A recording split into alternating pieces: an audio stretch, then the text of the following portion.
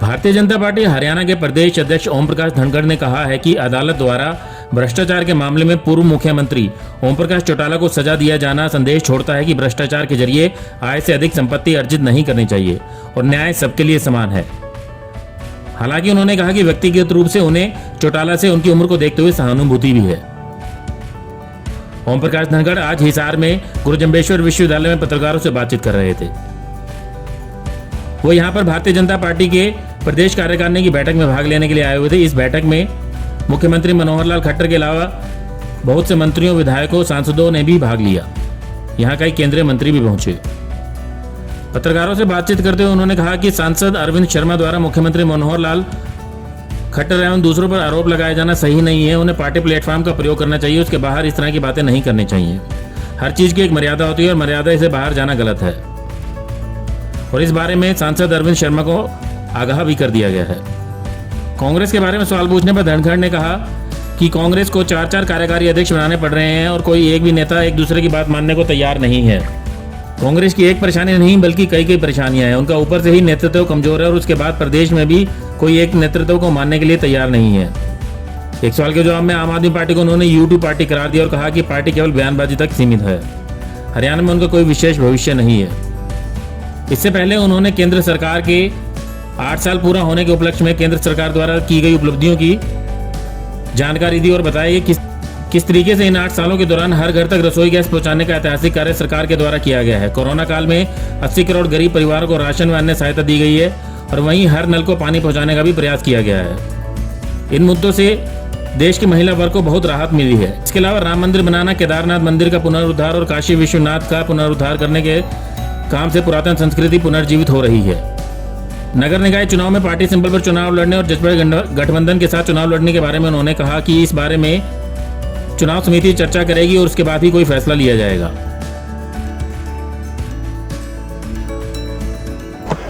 देखिए, आज के मैंने अपने उद्बोधन में जो हाउस में कहा वो मैं दोहराना चाहूँगा। उनकी आयु को देखते हुए मुझे व्यक्तिगत रूप से उनके प्रति संवेदना है, लेकिन जिस प्रकार का निर्णय आया है मुझे लगता है कि सभी लोगों के लिए संदेश है कि आय से अधिक आमदनी किसी भी प्रकार से जुटाना, इसका संदेश बड़ा लाउडली देश में गया है कि वो उसके परिणाम क्या होते हैं। और मुझे लगता है कि चाहे राजनीतिक क्षेत्र में हो, चाहे किसी अन्य क्षेत्र में हो, प्रशासनिक क्षेत्र में हो, उनके लिए ये बहुत बिग मैसेज है। और सरकार भी जिस तरह से प्रयास कर रही है कि डिजिटल और बाकी सब स्थितियों के माध्यम से कि सभी प्रकार की आमदनी की पारदर्शिता रहे, किसी भी प्रकार से किसी अन्य तरीकों से जमा हुआ धन के प्रति अब जिस प्रकार के फैसले आ रहे हैं, मुझे लगता है कि ये मैसेज है सबके लिए। इस संदेश को सब तक पहुंचना चाहिए। राज्यसभा इलेक्शन को लेकर भी कोई चर्चा होगी है कि किसका नाम है? ये कार्यकारिणी का विषय नहीं है, चुनाव समिति का है। शाम को विषय आएगा तो मैं आपको शेयर करूंगा। चुनाव सिंबल पर लड़ेंगे नहीं लड़ेंगे इसको लेकर कोई निर्णय? सिंबल पर लड़ने के बारे में काफ़ी इन्होंने कहा है। कार्यकारिणी का एसेंस सिंबल की तरफ अधिक है और फाइनल चर्चा वो भी चुनाव समिति का अधिकार है, उसमें सलाह ले ली गई है कार्यकारिणी की। इलेक्शन कमेटी की मीटिंग में आगे बढ़ेंगे। सर, वर्तमान राजनीतिक परिस्थितियों का जिक्र आप कर रहे थे, तो जो जननायक जनता पार्टी के साथ गठबंधन में सरकार चल रही है उसका नफे नुकसान का आकलन भी क्या कुछ किया जा सकता है? अभी चर्चा होगी तो क्योंकि समसामयिक चर्चा में कोई विषय इस तरह के आते हैं तो मैं आपको शेयर करूंगा। लेकिन गठबंधन अच्छा चल रहा है और सरकार मिलकर ठीक काम कर रही है। सर, निकाय चुनाव में भी गठबंधन होगी जेजेपी से? ये चुनाव समिति में विचार करेंगे। लोगों ने अपनी राय इस प्रकार की दी है, दोनों तरह की राय आई है। कुछ राय ऐसी भी आई है कि अकेले चलें, कुछ राय ऐसी भी आई है मिलकर चलें। डिसीजन का अधिकार इलेक्शन कमेटी को, चुनाव के बारे में सब प्रकार के डिसीजन का अधिकार इलेक्शन कमेटी को है। अरविंद शर्मा जी बहुत ही मुखर हो रहे हैं मुख्यमंत्री जी पर भी और सरकार पर भी। क्या उनके ऊपर कोई अनुशासनात्मक कार्यवाही आप करने जा रहे हैं? मुझे लगता है कि उन्होंने मुझे भी फ़ोन किया था, नड्डा साहब को भी वो मिले हैं, तो हमने उनको आगाह किया है कि भाई पार्टी के अंदर जो बातचीत करने की है वो पार्टी प्लेटफार्म पर करें। पार्टी प्लेटफार्म से बाहर बहुत अतिरेक पर जाना, किसी मर्यादा से बाहर जाना ये उचित नहीं है। ये बात उनसे हुई है। वो कह रहे सर कि ब्राह्मण सीएम होना चाहिए, ब्राह्मण मुख्यमंत्री होना चाहिए। अरविंद शर्मा कह रहे हैं कि उन्होंने सीएम ने मनीष ग्रोवर जी ने जात पात फैलाई है और हमारा मुख्यमंत्री ब्राह्मण होना चाहिए। सीधा बयान दे रहे हैं खुला हो। देखिए, मुख्यमंत्री की व्यक्तिगत और सामाजिक आकांक्षाएं हमेशा सबकी होती हैं। आप किसी की भी व्यक्तिगत या जिसको कहते हैं कि समाजों की वर्गों की आकांक्षाओं को कभी उसमें कोई भी रोक नहीं सकता। वो आकांक्षा होना एक विषय है और होना एक विषय है, और वो होने और आकांक्षा के बीच का जो गैप है वो हम समझते हैं कि वो लोकतंत्र में किस तरह से चुनाव के माध्यम से आता है। तो इसलिए किसी आकांक्षा रखने वाले तो एक दल में भी और कई बार बाहर के दलों में भी अनेक लोग इस बात के आकांक्षी होते हैं। सर, सरकार के 2 बड़े अधिकारी खेमका और वर्मा आपसे भी भ्रष्टाचार के आरोपों को लेकर के हर रोज सुर्खियों में रहते हैं। देखिए, एक अच्छी बात है कि सरकार भ्रष्टाचार के मामलों में बहुत मुखर होकर कार्रवाई कर रही है। अच्छे स्तर के अधिकारियों पर भी कार्रवाई कर रही है। सरकार जो है भ्रष्टाचार को छुपाने की बजाय वो प्रकट हो और उस पर कार्रवाई हो और उसका लाउडली मैसेज जाए कि किसी भी प्रकार के भ्रष्टाचार को सरकार बर्दाश्त करने वाली नहीं है। इस बात के लिए मैं सरकार की प्रशंसा करूंगा।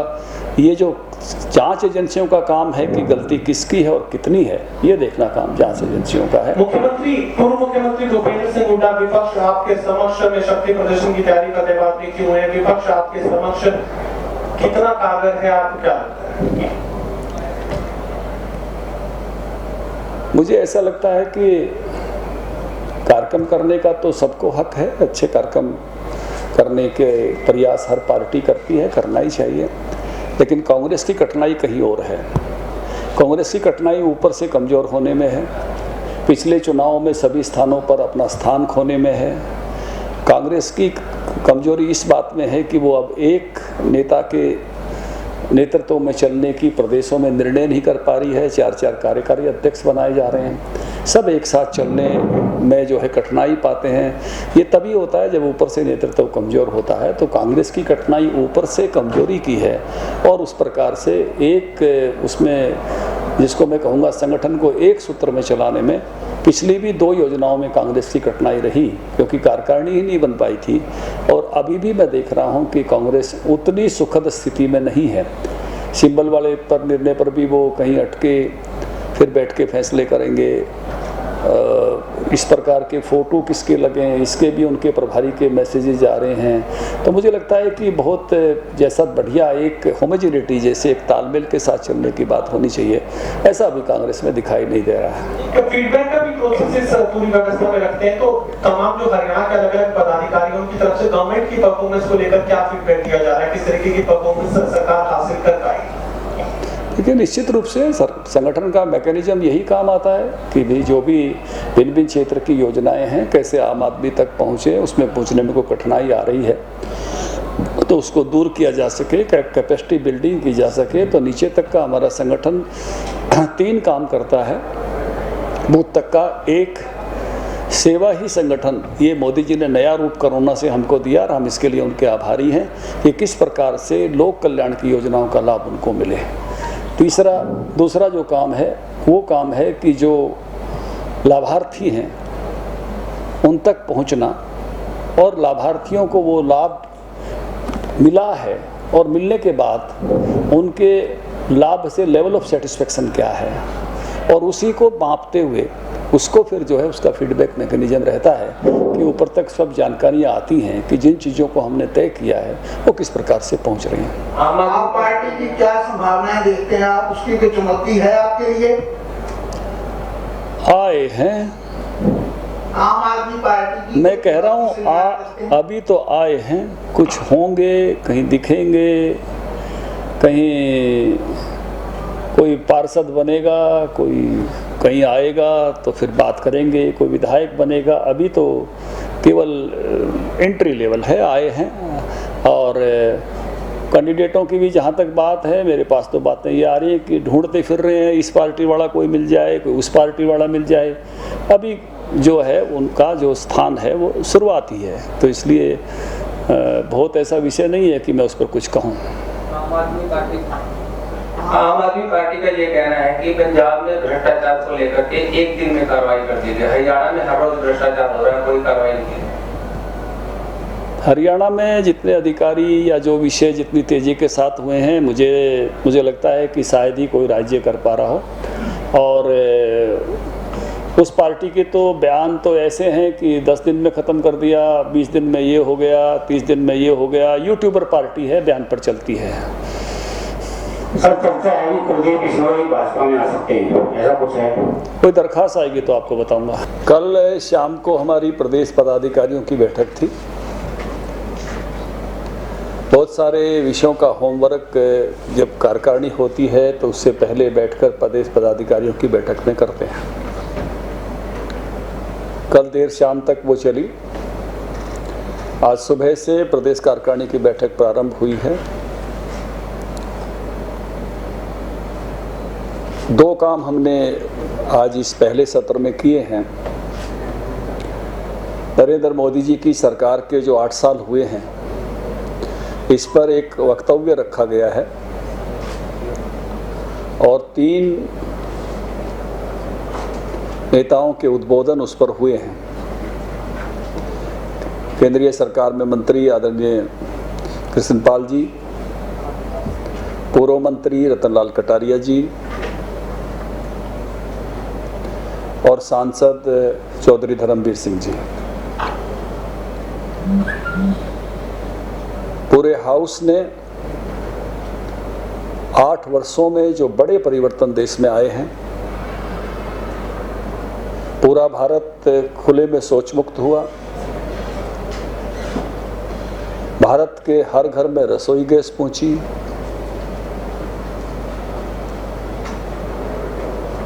हर घर में नल से जल, इसको पहुंचाने के काम में सरकार लगी हुई है। यहाँ मैं एक बात का उल्लेख करना चाहूँगा कि ग्रामीण क्षेत्रों में ईंधन और पानी महिलाओं के जिम्मे होता था। महिलाओं के जीवन में इससे बड़ा बदलाव है। शौचालयों को भी इज्जत घर के रूप में लिया गया, उसका भी बहुत बड़ा बदलाव महिलाओं के जीवन में है। इसके साथ साथ पूरे देश को वैक्सीनेट कर महामारी में जिस प्रकार से संरक्षण मिला, 80 करोड़ गरीब परिवारों को जिस प्रकार से इस महामारी के समय में भी सरकार ने एक सहारा दिया, बैंक को आम आदमी तक पहुंचाकर सामाजिक सुरक्षा की 12 रुपये के बीमों की, 365 रुपये के बीमे की, अटल पेंशन योजना को, इन सबको आगे बढ़ाकर आयुष्मान कार्ड देकर, जैसे पंक्ति में जो अंत में खड़े हैं उनके जीवन में जो बदलाव लाया है, उसके लिए सरकार का धन्यवाद किया। भारत की जो स्थिति दुनिया में बदली है, एक शक्तिशाली भारत के रूप में जो भारत उभरा है, भारत की प्रतिकार करने की क्षमता बढ़ी है, मारक क्षमता बढ़ी है। आज हम पर कोई हमला करता है तो उसके देश में जाकर हम उस पर हमला कर सकते हैं। भारत अपने नागरिकों को जिस प्रकार से सुरक्षित निकालने में सक्षम हुआ है, अभी यूक्रेन से जिस प्रकार से 23,000 विद्यार्थियों को सुरक्षित निकाला, भारत का गौरवशाली इतिहास, राम मंदिर का बनना, काशी विश्वनाथ का भव्य और दिव्य होना, केदारनाथ का भूकंप के बाद का पुनर्निर्माण, जो ऐतिहासिक गौरवशाली परंपरा है, वो एक प्रकार से पुनर्प्रतिष्ठित हो रही है। ऐसी सब चीज़ों के लिए जहाँ केंद्र सरकार, प्रधानमंत्री श्री नरेंद्र मोदी जी, उनके मंत्रिमंडल का धन्यवाद किया, वहाँ जनता के प्रति भी कृतज्ञता व्यक्त की कि आपने ये इस समय में शासन भारतीय जनता पार्टी को सौंपा और हमने अपना सर्वश्रेष्ठ देने का प्रयास किया। इस बात के लिए इसका भी उल्लेख हुआ कि हम हर बूथ में 100 परिवारों तक हमने 26 तारीख को जाने का प्रयास किया।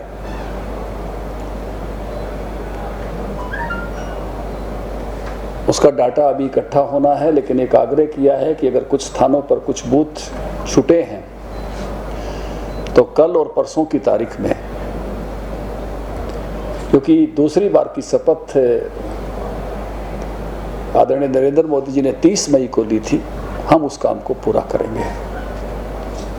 दूसरा विषय जो अभी चर्चा में आया वो नगर परिषद नगर पालिका के चुनाव का पूरे हाउस से विचार विमर्श किया गया है, सबके सुझाव लिए गए हैं। आपने रामविलास शर्मा जी, चौधरी वीरेंद्र सिंह जी, रणवीर गंगवा जी, मूलचंद जी ने इस विषय के हमने प्रमुख बनाए हुए हैं, तो उन्होंने अपना इस विषय पर तैयारियों की जानकारी, बाकी सब प्रमुख लोगों ने इसमें अपने अपने विचार रखे हैं। प्रोफेसर छत्रपाल जी, ललित बत्रा जी, अनेक अन्य साथियों ने भी अपने विचार रखे। एक हाउस का एसेंस जिसको मैं कहूँ कि हाउस का मार्गदर्शन हमको मिल गया है कि इस चुनाव में किस किस स्वरूप में हमने तैयारी करते हुए आगे बढ़ना है। अभी दोपहर बाद हरियाणा सरकार के कामकाज और हरियाणा की राजनीतिक परिस्थितियों पर एक प्रस्ताव बैठक में रखा जाएगा, जिस पर चर्चा होगी, जो पारित होगा। और ऐसे ही जो वर्तमान स्थिति पॉलिटिकल सिचुएशन प्रदेश की है, समसामयिक जो स्थिति है, उस पर चर्चा उस प्रस्ताव के साथ होगी। उसके बाद हमारे इस विषय पर कुछ हमारे सीनियर मिनिस्टर्स हरियाणा सरकार के कामकाज पर श्री अनिल विज जी, संदीप सिंह जी, वो अपनी बात रखने वाले हैं। उसके साथ ही हमारे प्रभारी श्री विनोद तावड़े जी का मार्गदर्शन होगा, जो बैठक में उपस्थित हैं। और जो तीसरा सत्र है वो मुख्यमंत्री जी के उद्बोधन के साथ पूर्ण होगा। उसके बाद शाम को हमारी इलेक्शन कमेटी जो है उसकी भी मीटिंग यही हिसार में बीजेपी कार्यालय में होगी, जिसमें हम जो इस कार्यकारिणी में जो चर्चा आई है उसके आधार पर इलेक्शन कमेटी में विचार करते हुए आगे बढ़ेंगे। ब्यूरो रिपोर्ट, नई ताज़ा न्यूज़, हिसार। लेटेस्ट वीडियोस के लिए सब्सक्राइब करें हमारा चैनल नई ताज़ा न्यूज़ और दबाएं बेल आइकॉन ताकि आप मिस न करें कोई भी अपडेट।